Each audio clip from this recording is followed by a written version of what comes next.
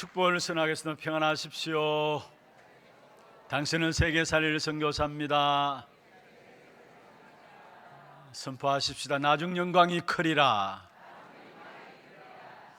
오늘 또 임마누엘 속에서 최고로 하나님께 영광을 돌리며 우리에게는 최고의 축복된 시간들 되기를 주의 이름으로 축원합니다. 지금 이 시대를 4차 산업혁명 시대라 이야기합니다. 또 우리 렘넌트들은 어떤 면에서 그 4차 산업시대의 그 중심에 서 있죠. 그 4차 산업시대의 가장 중요한 부분들이 있다면 앞으로 우리의 정체성에 대한 많은 혼란들이 오게 될 것입니다. 그리고 그 정체성에서 이르는 혼란을 말미암아 많은 영적인 문제들이 일어나게 될 것입니다. 그런데 오늘 본문에 보면은 우리에게 너무나 명확하게 우리의 정체성이 무엇인가를 말씀하고 있습니다. 3절에 보면 그렇게 말씀하고 있죠. 3절을 중반에 보면은 그들이 의의 나무 곧 여호와께서 심으신 그 영광을 나타낼 자라 일컬음을 받게 하려 하심이라. 의의 나무로 여호와께서 심으신 바 된 하나님의 영광을 나타낼 자로 저와 여러분을 부르신 것입니다. 특별히 여기에 하나님께서 심으셨다라고 말씀하고 있는데, 여기에 심으셨다는 말은 원래 여러분 이사야서 6장 13절에 렘넌트, 마지막 남은 것 렘넌트를 말하고 있습니다. 그 심으신 바 된 렘넌트로 말미암아 그 결과는 어떻게 되느냐, 우리가 지난주에 살펴봤습니다만 이사야 60장 22절에 보면은 렘넌트들이 심겨지게 될 때 그것이 작은 자 같지만 천명을 이루고 약한 자 같지만은 강국을 이루게 된다 말씀하고 있는 것입니다. 우리 자신의 지금 환경과 형편들을 바라보고 낙심할 것이 아닙니다. 분명히 하나님은 이 한 시대를 살리는 사람들로 저와 여러분 한 사람 한 사람을 부르신 것입니다. 특별히 성경에 쓰임받은 7명 다 하나같이 하나님께서 그 시대를 살리기 위해서 부르신 사람들이었죠.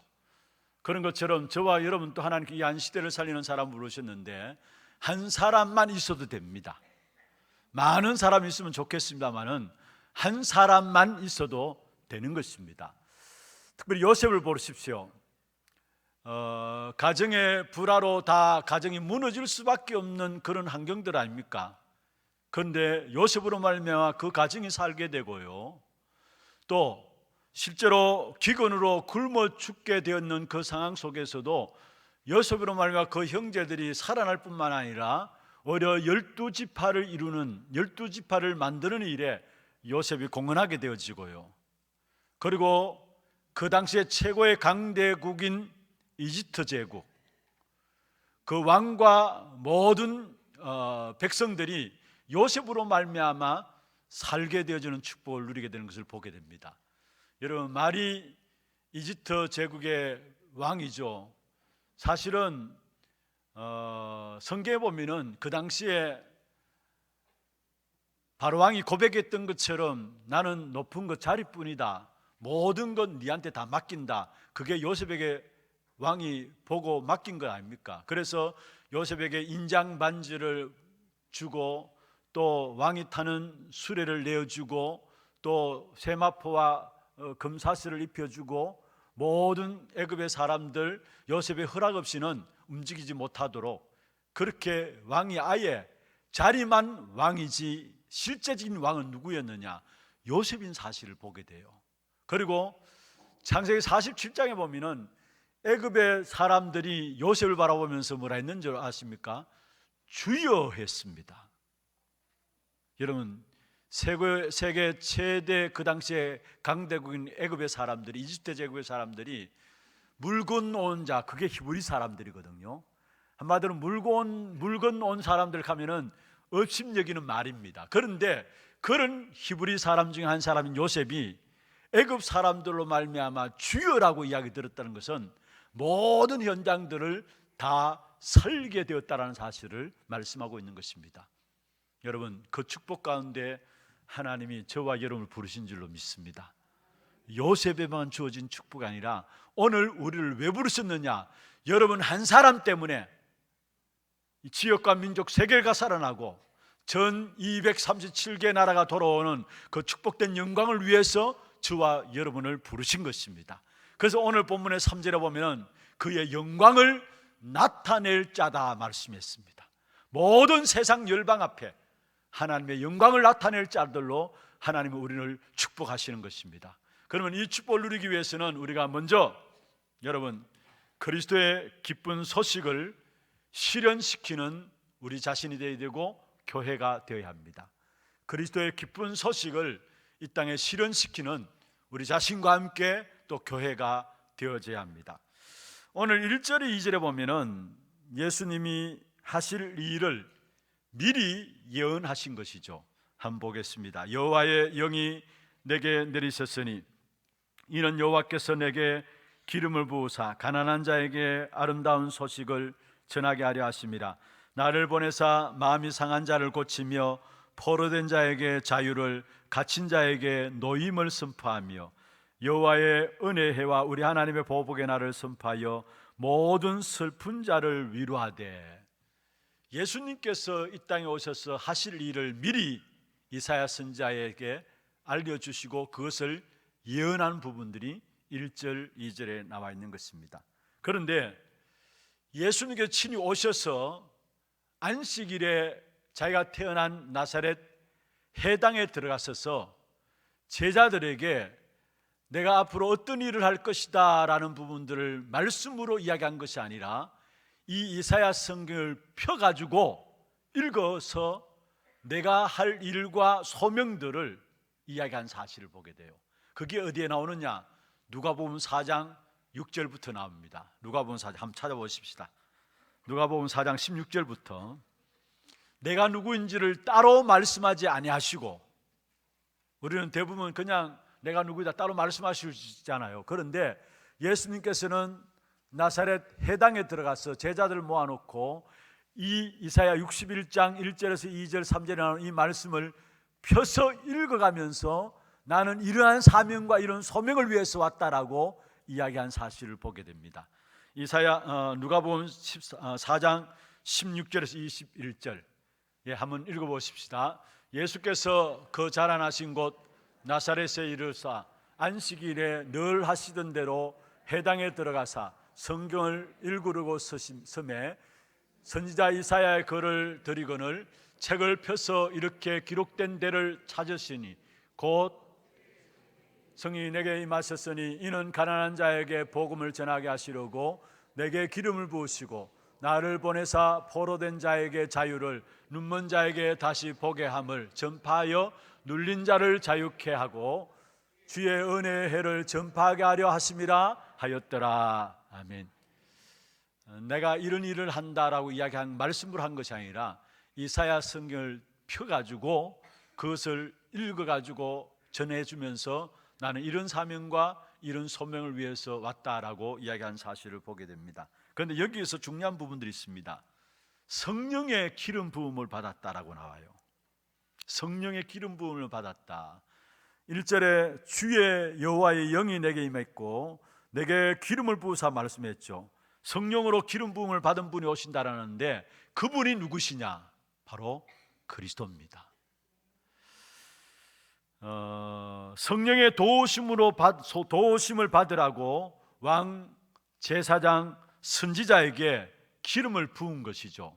왜 왕, 제사장, 선지자에게 기름을 부었냐? 물론 구별했다는 말도 있지만은 성령의 기름 부으심을 받으라고 왕과 제사장과 선지자에게 머리에 기름을 부은 것입니다. 그래서 사도행전 10장 38절로 나오는 말씀입니다만은 성령의 역사, 성령으로 함께 한다는 것이 바로 기름 부음 받은 것이다는 말이에요. 성령이 함께 하신다라는 것이 바로 기름 부음을 받은 것이다라는 말입니다. 그분이 무엇을 하시는 것인가? 오늘 1절에 2절에 3절에 너무 잘하고 말씀하고 있는데요. 마음이 상한 자를 고친다. 또 포로된 자에게 자유를 주고 갇힌 자에게 해방을 주고 모든 슬픈 자를 위로하고 고통과 근심 있는 자들을 기쁨으로 바꿔 주신다라고 설명을 하고 있습니다. 그것을 어떻게 하시느냐? 기름 부음 받은 세 가지 근세를 가지고 이 일을 하신다라는 거예요. 기름 부음 받은 세 가지 건세를 가지고 이 일을 하신다라는 것. 그러면 그 세 가지 건세가 무엇입니까? 먼저 첫 번째로 제사장의 건세입니다. 우리는 죄로 말미암아 우리가 죽어야 되는데 우리 대신 십자가에 그리스도께서 죽으심으로 말미암아 죄로 인한 저주와 재앙에서 우리의 모든 것들을 다 해결하신 것입니다. 그래서 죄의 건세가 우리를 이기지 못해요. 그리스도를 모시고 있는 저와 여러분을 죄의 건세가 어찌할 수가 없는 거예요. 왜냐? 로마서 8장 1절 2절에 말씀하고 있죠. 이는 그리스도 예수 안에 있는 생명의 성령의 법이 죄와 사망의 법에서 너를 해방하였다 말씀했습니다. 여러분, 요한복음 5장 24절에 보면은 사망에서 생명으로 이미 종결시켰습니다.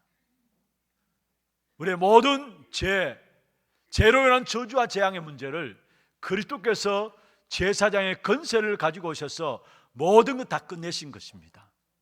그리고 또 선지자적인 건세를, 왕의 건세를 가지고 오셨습니다. 왕의 건세를 가지고 오셔서 부활해서 사단의 머리를 깨뜨려 버리심으로 말미암아 악한 사단이 우리를 무너뜨리지 못하도록 하나님께서 우리에게 완벽한 왕적인 건세를 허락하신 것입니다. 그래서 우리는 사단과의 싸움에서 여러분 싸움만 하면 돼요. 믿기만 하면 돼요. 그러면 흑암의 역사들이 무너져 내리게 되어 있습니다. 야고보 4장 7절에 말씀하고 있죠. 마귀를 대적하라 그리하면 너희를 피하리라 말씀했어요.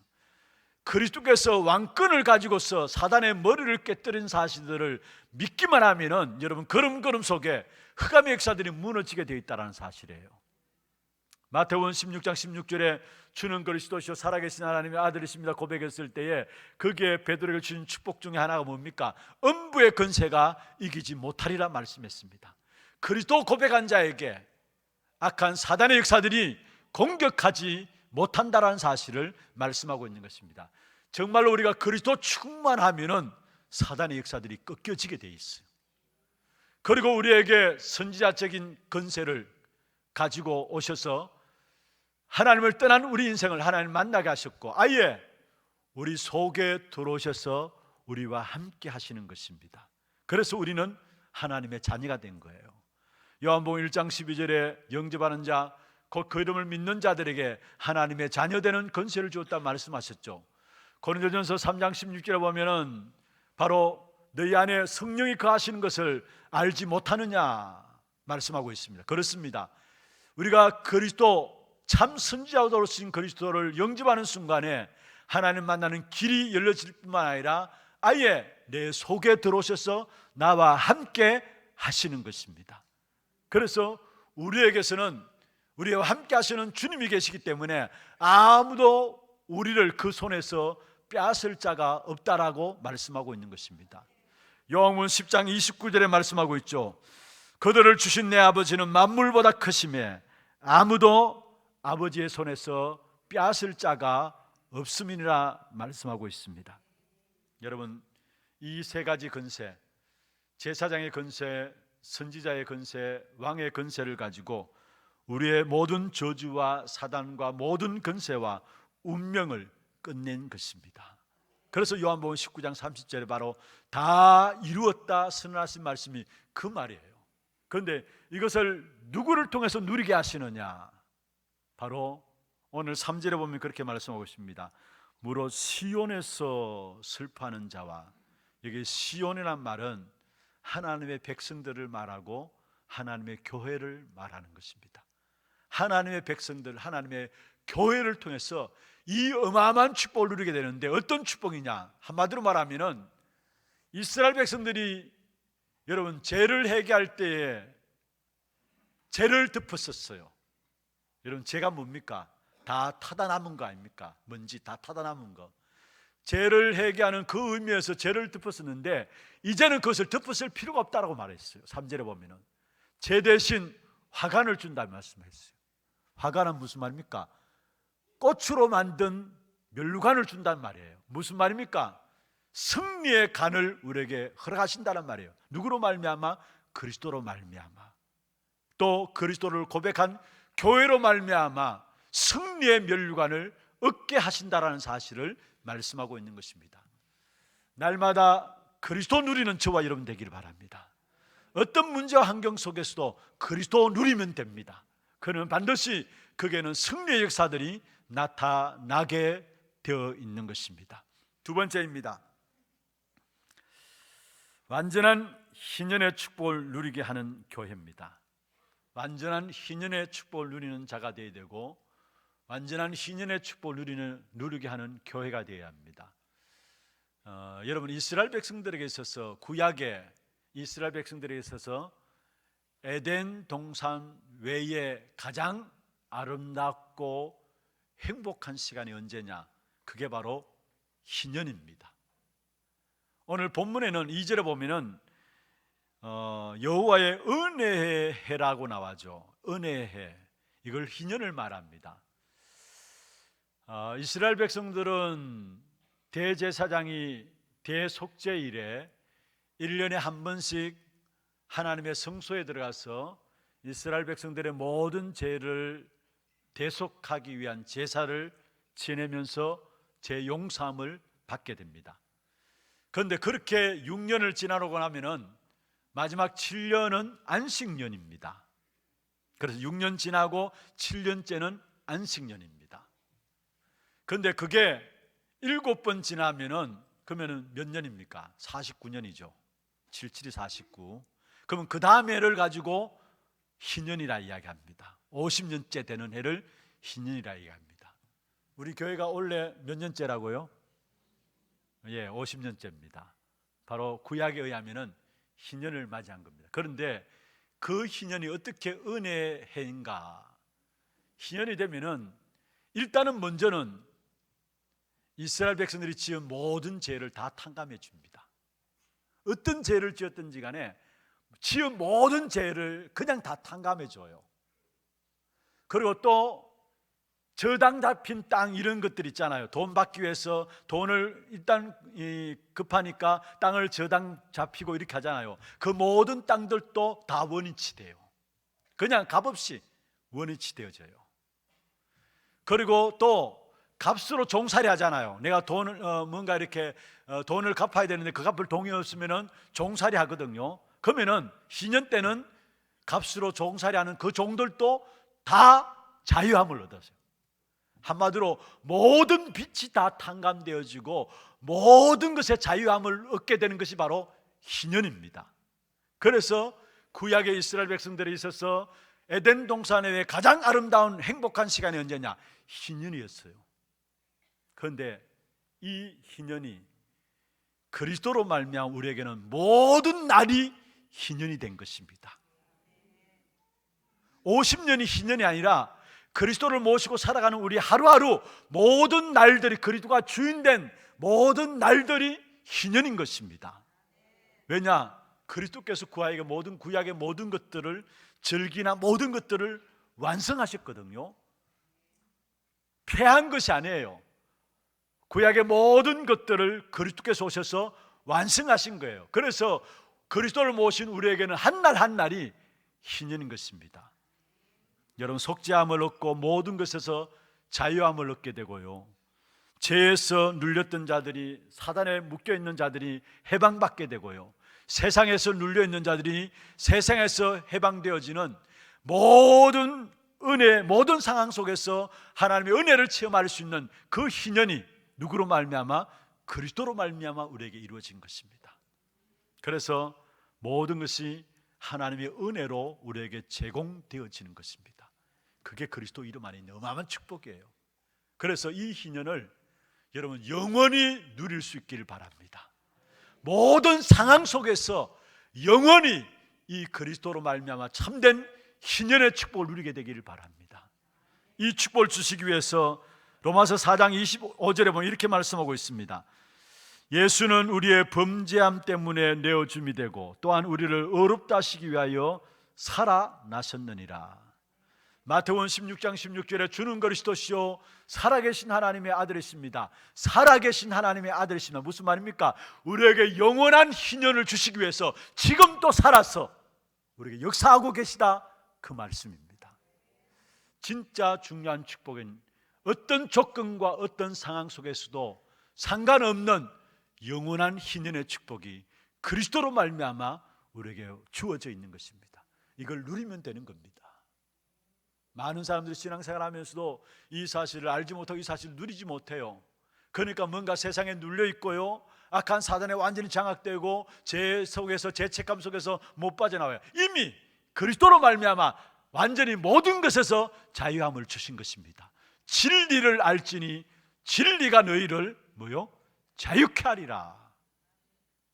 요한복음 8장 32절이죠. 이 어마어마한 축복이 그리스도 안에서 우리에게 이루어진 것입니다. 그래서 날마다 이런 매 조건과 상황 속에서 그 조건과 상황 바라보지 말고요, 모든 은혜를 제공해 주시는, 지금 또 살아서 역사하시는 그 그리스도로 말미암아 여러분의 삶이 날마다 희년을 누리는 삶이 되기를 주의 이름으로 축원합니다. 세 번째입니다. 미래의 승리를 준비케 하는 자가 되어야 합니다. 미래의 승리를 준비케 하는 자가 되어야 합니다. 또 미래의 승리를 준비하는 교회가 되어져야 합니다. 하나님은 저와 여러분의 능력과 수준과 상관없이 그리스도로 말미암아 영적인 지도자로 저와 여러분을 세우셨어요. 많이 배웠던 적게 배웠던 상관없어요. 그리스도로 말미암아 하나님은 우리를 영적인 지도자로 세우시고 우리로 말미암아 세상 현장을 살리기를 원하신다는. 그래서 오늘 본문의 성경 6절에 보면 그렇게 말씀하고 있죠. 오직 너희는 여호와의 제사장들이라. 오직 너희는 여호와의 제사장들이라. 그리고 6절에 보면은 사람들이 너를 일컬어 우리 하나님의 봉사자라 할 것이다. 무슨 말입니까? 여호와의 제사장, 하나님의 봉사자라 할 것이다. 하나님이 저와 여러분을 유식하고 무식하고 상관없이 복음 때문에 지도자로 세우셨다라는 사실입니다. 그래서 베드로전서 2장 5절에도 보면은 거룩한 제사장이라 말하고 있고요, 오늘 제가 묵상 기도 때도 읽었습니다마는 베드로전서 2장 9절에 보면은 왕 같은 제사장이요 거룩한 나라요 그의 소유가 된 백성이니. 무슨 말입니까? 모든 백성들 앞에서 영적인 지도자로 저와 여러분을 세우셨다라는 사실입니다. 사도행전 27장 24절에 보면은 바울이 탄 배가 풍랑을 만났습니다. 유라굴로라는 풍랑을 만난 거죠. 그런데 거기에 사실은 바울에게 그 풍랑 가운데서 그 배에 탔던 276명을 바울에게 다 맡기셨어요. 로마로 죄수들을 압송하는 백부장도 실제로 그 사람이 백부장이지만은 그 자리에서 위기 가운데, 풍랑 가운데는 아무런 힘이 없었어요. 그리고 선주와 선장조차도, 바다에 대해서 너무나 잘 알고 있는 선장, 그 배를 갖고 있는 선주조차도 풍랑 가운데서는 아무런 힘을 낼 수가 없어요. 그래서 결국은 그 풍랑 가운데 같이 탔던 사람들이 다 죽게 되었어요. 그때 하나님이 바울에게 서서 말씀했습니다. 모든 너와 함께 항산한 배에 탄 모든 사람들을 다 네게 붙였다 말씀했어요. 그래서 이 바울로 말미암아 276명이 구원받게 되어지는 역사들을 보게 되어집니다. 무슨 말입니까? 풍랑 가운데 그리스도 언약 가진 한 사람이 결국은 영적인 지도자로 서진 사실들을 보게 되어지는 것입니다.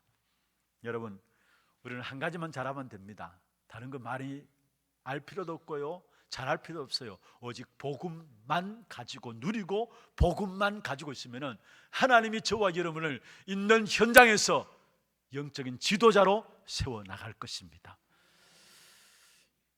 여호수아 6장 2절에 보면요, 가나안 땅을 앞두고 여리고 앞에서 하나님께 여호수아에게 말씀하신 부분입니다.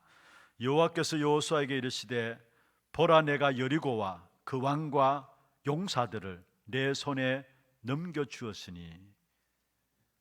왕과 용사들을 내 손에 넘겨주었다. 무슨 말입니까? 하나님이 우리가 사는 지역을 우리에게 맡기셨다라는 거예요.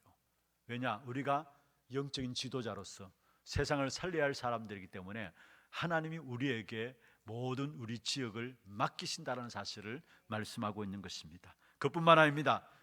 축복된 분깃을 회복하게 하시는 것입니다. 그래서 오늘 본문의 4절에 오래 항폐된 것들을 다시 일으키리라. 무슨 말입니까?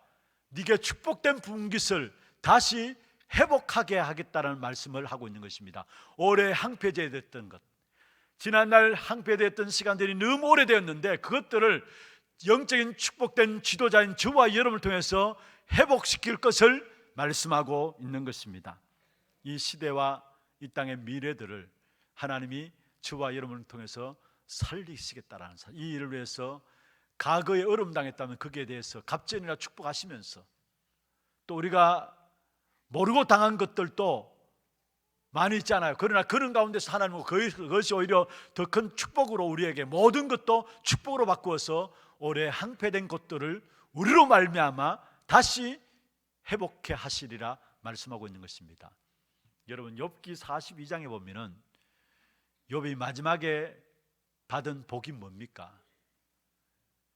모든 재산들을 다 날려버리고요, 모든 자녀들 다 날려버렸잖아요. 그러나 마지막 42장에 보면은 욥에게 주어진 축복은 갑절에 배나 얻게 된 사실을 보게 돼요.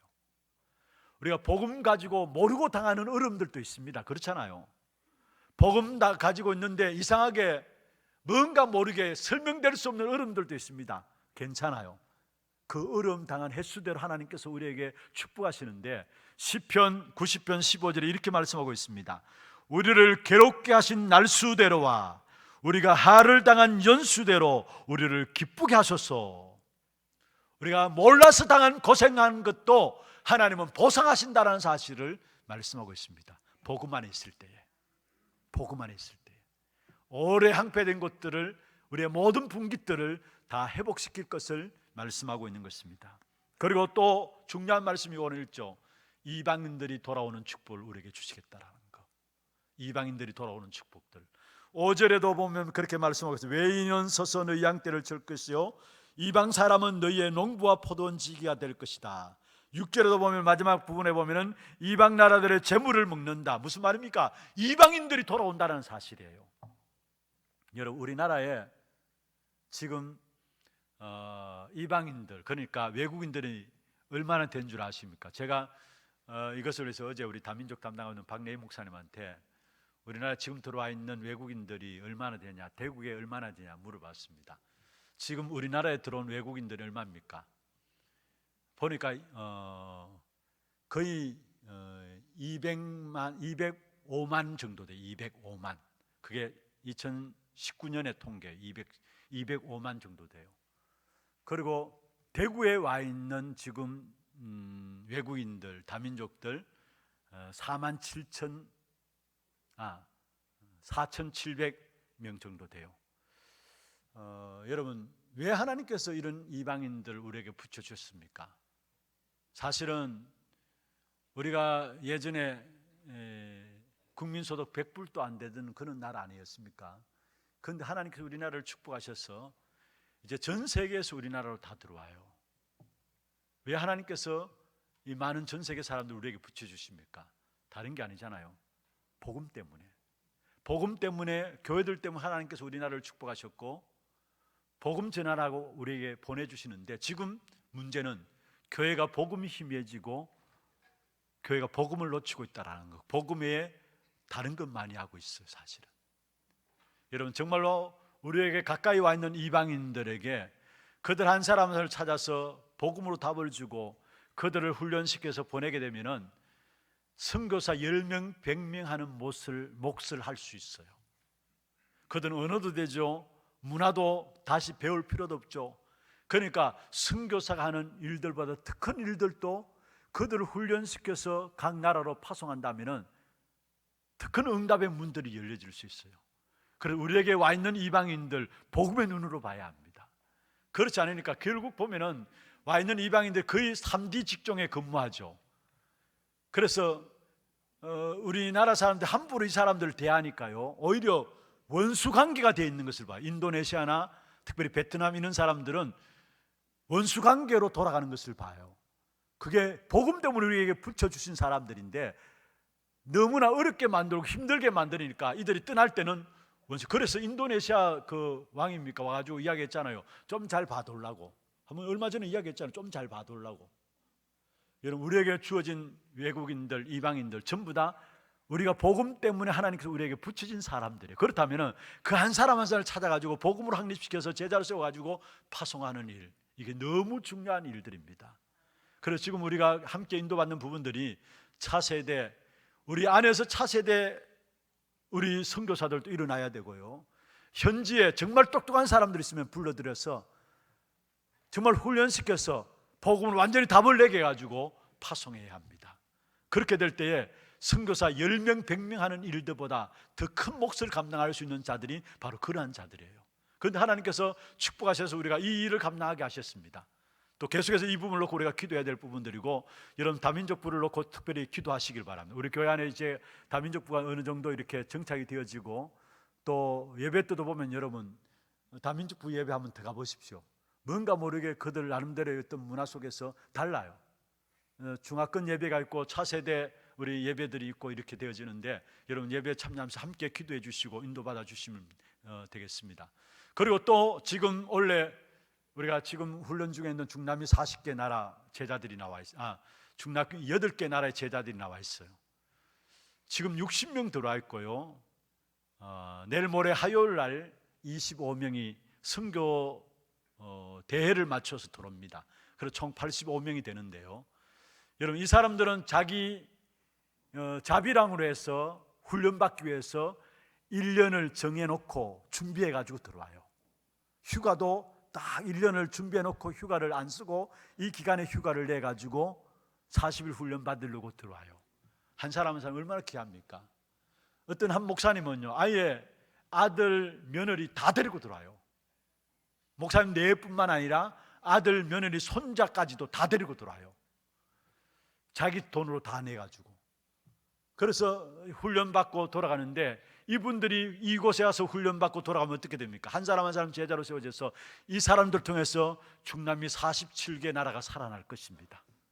그뿐만 아니라 47개 나라 살 뿐만 아니라 이 사람들이 살아나면 결국은 237 나라도 돌아오는 역사가 있게 됩니다. 오늘 본문에 보면 말씀하고 있잖아요. 이방 나라가 돌아오게 될 것이다. 이 축복을 하나님께 우리에게 미래를 놓고 오늘 우리를 준비시키고 있다는 사실을 보게 되어지는 것입니다. 그러면 또 한 가지는 뭐냐? 우리 자녀들에게 저와 여러분 받을 축복입니다. 정말로 후대들로 말미암아 이 사람들은 여호와께 복받은 사람이구나, 여호와께 복받은 사람이구나, 그 사실이 인정되어진다는 것. 내가 복음을 회복하니까 이 복음이 우리 후대들에게 전달되어야 됩니다. 그렇잖아요. 내가 복음을 지난날 놓쳐버리고 모르고 살아왔는데, 쏟고 살아왔는데, 이 복음의 비밀을 회복하고 나니까 이 복음의 비밀을 우리 후대에게 전달해야 돼. 그런데 하나님의 기본적인 약속이 뭔 줄 아십니까? 이 복음이 후대에게 전달되는 것, 이거는 하나님의 기본적인 약속입니다. 그 일로 말미암아 우리 한 사람 한 사람은 자손들로 말미암아 여호와께 복받은 사람으로 인정받게 될 것입니다. 그 자리에 하나님 우리를 세우시겠다 말씀하신 거예요. 여러분 예수 믿는 사람들에게 하나님이 약속하셨잖아요. 1000대까지 이 복이 증거되도록 하겠다 말씀했습니다. 여러분 그렇습니다. 우리가 누리고 있는 이 복음의 역사들은 우리 대에만 끝나면 안 되잖아요. 그래서 우리 후대에게 물려줘야 합니다. 이를 위해서 우리가 기도하고 있는 부분들이 지금 RUTC입니다. 다른 것이 아니라 이 RUTC는 세 가지를 담고자 합니다. 먼저는 후대를 담고요, 거기에 치유를 담고요, 거기에 237을 담는 겁니다. 이게 RUTC 안에 들어가야 될 가장 중요한 내용입니다. 그를 위해서 먼저는 지금 우리 교회 안에 우리 후대에 대한 부분들 하나하나 응답되고 있어요. 이미 한 6년 7년 동안 인도받아온 우리 지혜 스쿨이 있고요, 그 다음에 올해 3월달에 이제 개교가 되어집니다. 주보에 광고도 나갔습니다마는 하나 스미스쿨이 있습니다. 이게는 우리 아이들이 방과후 학교가 아니라 전일제 수업입니다. 아예 일반 학교에 우리 아이들을 보내지 않고 교회에서 복음 교육을 가지고 진짜 복음 엘리트를 만드는 전일제 교육을 하기 위해서 우리 아이들을 모집하고 여기에 대한 준비하는 시스템을 지금 마련하고 있습니다. 그런데 이런 부분을 놓고 지금 한 분, 두 분, 많은 분들이 헌금을 하고 헌신하고 있어요. 이 복음의 역사들이 너무 귀하고 이걸 우리 후대에게 물려줘야 된다는 그 한을 가지고 헌금하고 있는 부분들을 봐요. 지난번에 제가 말씀드렸습니다마는 한 분은 우리 권사님인데 그렇게 넉넉지도 않아요. 시장에 일하시는 분이에요. 그런데 암이 걸려가지고 자기가 이제는 교회 못 나갈 거다라는 생각이 들었어요. 그러니까 딸을 통해 가지고 헌금을 보내왔는데 하나 RUTC 헌금을 보내왔어요. 또 돌아가시고 나서 그 가족들이 어머님의 한을 가지고 이 예물을 드립니다 하면서 또다시 그 금을 가지고 하나 RUTC 헌금 가지고 저한테 찾아오셨더라고요. 이 복음이 전달되어야 되는 마음의 중심이 있기 때문에, 우리 후대들이 이 복음 아니면 안 된다라는 그 마음의 중심이 있기 때문에, 이런 정말 우리가 RUTC 그냥 단순한 것이 아닙니다. 앞으로 우리 후대들에게 어마어마한 영적인 사단의 공격이 그게 다 걸려 넘어질 수밖에 없는 그런 시대에 오게 돼 있어요. 정말 우리가 가진 복음이 가장 귀하고 정말로 가장 가치 있는 것이라면 그 사실들을 우리 후대에게 물려줘야 되잖아요. 여러분, 이 하나 RUTC로서 여러분 기도하시고, 특별히 분명한 것은 마태복음 24장 14절에 있는 말씀처럼 이 천국 복음이 온 세상의 모든 만민에게 증거되기 위해서 온 세상에 전파된다 했습니다. 그제야 꽃이 온다 했습니다. 이 복음이 우리 후대에게 전달되고 또 세계 열방 앞에 증거되는 그때야 끝이 온다 말씀했습니다. 역사의 모든 중심은 복음 역사 중심으로 움직여지고 있어요. 여기에 저와 이런 마음의 중심을 담으시고 이 일에 쓰임받는 우리 개인과 우리 교회들이 되기를 주의 이름으로 축원합니다. 말씀을 맺겠습니다. 에스겔 47장에 보면은 성전에서 흘러 들어가는 물이 들어가는 곳마다 다 살아났습니다. 여러분, 복음이면 충분합니다. 복음이면 모자라지 않습니다. 다른 것은 아무리 많이 누려도 모자라지만은 복음은 충분하게 누리면 누릴수록 더 풍성하게 나타나게 돼 있어요. 여러분, 정말 복음만 붙잡고 복음만 누리고 복음만 전함으로 말미암아 이 한 시대 정말로 그리스도를 높이고 또 모든 일들과 사건 속에 신년이 되는 축복을 누리고 또 정말로 미래를 준비하는 가장 귀중하고 축복된 저와 여러분 되기를 주의 이름으로 축원합니다. 하나님 감사합니다. 하나님 주신 귀한 복음 그리스도 언약 가운데 우리의 모든 답을 낼 수 있도록 축복하여 주심을 감사함을 드립니다. 우리의 모든 삶이 오직 그리스도만 높이는 일에 집중되어지게 하시고 또 모든 날들을 그리스도 누리는 날이 되게 하시고 또 미래를 준비하는, 그리스도로 말하면 미래를 준비하는 귀한 축복된 응답이 우리 개인과 교회 속에 있게 하여 주시옵소서. 그래서 여호와께 복받은 자로 인정되어지는 귀한 축복된 하나님의 사람들 되게 역사하여 주시옵소서. 살아계신 우리 구주 예수 그리스도의 이름으로 감사하며 기도드리옵나이다. 아멘.